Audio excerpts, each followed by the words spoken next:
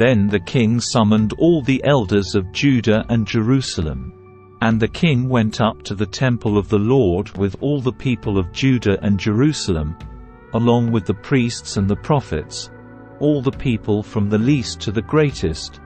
There the king read to them the entire book of the covenant that had been found in the Lord's temple. The king took his place of authority beside the pillar and renewed the covenant in the Lord's presence.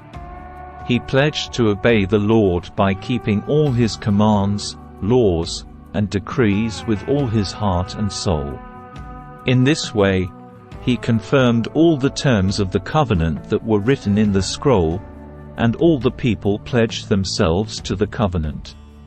Then the king instructed Hilkiah the high priest and the priests of the second rank and the temple gatekeepers to remove from the Lord's temple all the articles that were used to worship Baal, Asherah, and all the powers of the heavens. The king had all these things burned outside Jerusalem on the terraces of the Kidron Valley, and he carried the ashes away to Bethel. He did away with the idolatrous priests, who had been appointed by the previous kings of Judah, for they had offered sacrifices at the pagan shrines throughout Judah and even in the vicinity of Jerusalem. They had also offered sacrifices to Baal, and to the sun, the moon, the constellations, and to all the powers of the heavens.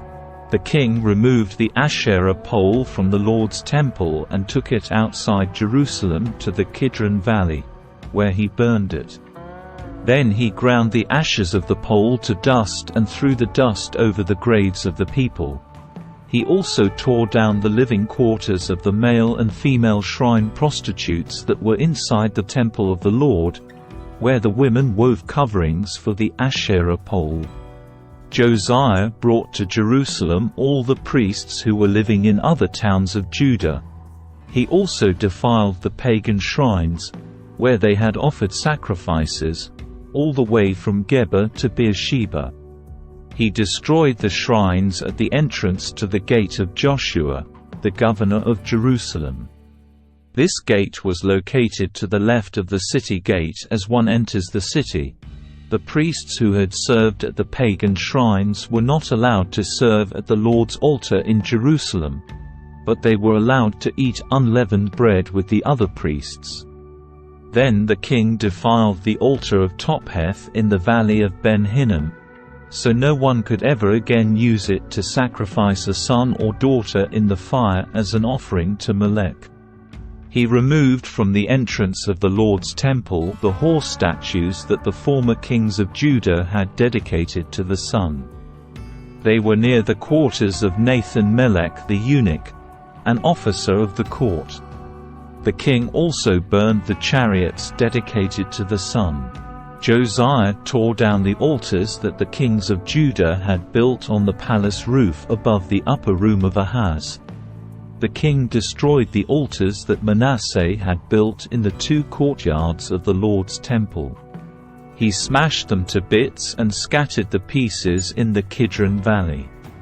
The king also desecrated the pagan shrines east of Jerusalem, to the south of the Mount of Corruption, where King Solomon of Israel had built shrines for Ashtoreth, the detestable goddess of the Sidonians, and for Chemosh, the detestable god of the Moabites, and for Molech, the vile god of the Ammonites. He smashed the sacred pillars and cut down the Asherah poles. Then he desecrated these places by scattering human bones over them. The king also tore down the altar at Bethel, the pagan shrine that Jeroboam son of Nebat had made when he caused Israel to sin. He burned down the shrine and ground it to dust, and he burned the Asherah pole. Then Josiah turned around and noticed several tombs in the side of the hill. He ordered that the bones be brought out, and he burned them on the altar at Bethel to desecrate it.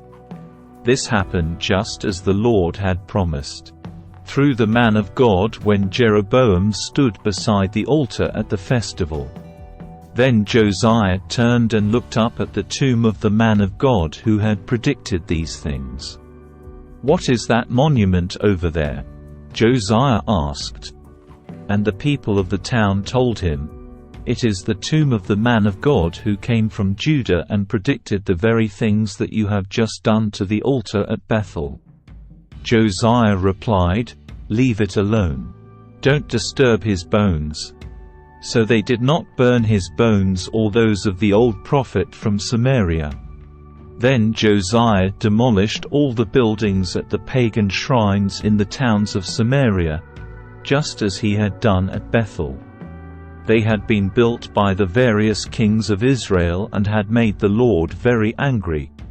He executed the priests of the pagan shrines on their own altars, and he burned human bones on the altars to desecrate them. Finally, he returned to Jerusalem.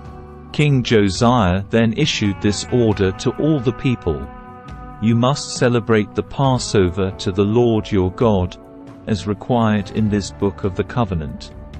There had not been a Passover celebration like that since the time when the judges ruled in Israel, nor throughout all the years of the kings of Israel and Judah.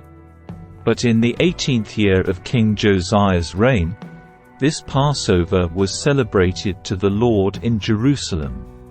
Josiah also got rid of the mediums and psychics, the household gods, the idols, and every other kind of detestable practice, both in Jerusalem and throughout the land of Judah. He did this in obedience to the laws written in the scroll that Hilkiah the priest had found in the Lord's temple. Never before had there been a king like Josiah, who turned to the Lord with all his heart and soul and strength, obeying all the laws of Moses, and there has never been a king like him since. Even so, the Lord was very angry with Judah because of all the wicked things Manasseh had done to provoke him. For the Lord said, "I will also banish Judah from my presence just as I have banished Israel. And I will reject my chosen city of Jerusalem and the temple where my name was to be honored." The rest of the events in Josiah's reign and all his deeds are recorded in the book of the history of the kings of Judah. While Josiah was king, Pharaoh Necho, king of Egypt, went to the river Euphrates to help the king of Assyria. King Josiah and his army marched out to fight him, but King Necho killed him when they met at Megiddo. Josiah's officers took his body back in a chariot from Megiddo to Jerusalem and buried him in his own tomb. Then the people of the land anointed Josiah's son Jehoahaz and made him the next king. Jehoahaz was 23 years old when he became king, and he reigned in Jerusalem 3 months. His mother was Hamutal, the daughter of Jeremiah from Libnah. He did what was evil in the Lord's sight, just as his ancestors had done. Pharaoh Necho put Jehoahaz in prison at Riblah in the land of Hamath to prevent him from ruling in Jerusalem. He also demanded that Judah pay 3,400 kilograms of silver and 34 kilograms of gold as tribute. Pharaoh Necho then installed Eliakim, another of Josiah's sons, to reign in place of his father, and he changed Eliakim's name to Jehoiakim. Jehoahaz was taken to Egypt as a prisoner, where he died. In order to get the silver and gold demanded as tribute by Pharaoh Necho, Jehoiakim collected a tax from the people of Judah, requiring them to pay in proportion to their wealth. Jehoiakim was 25 years old when he became king, and he reigned in Jerusalem 11 years. His mother was Zebidah, the daughter of Pedaiah from Rumah.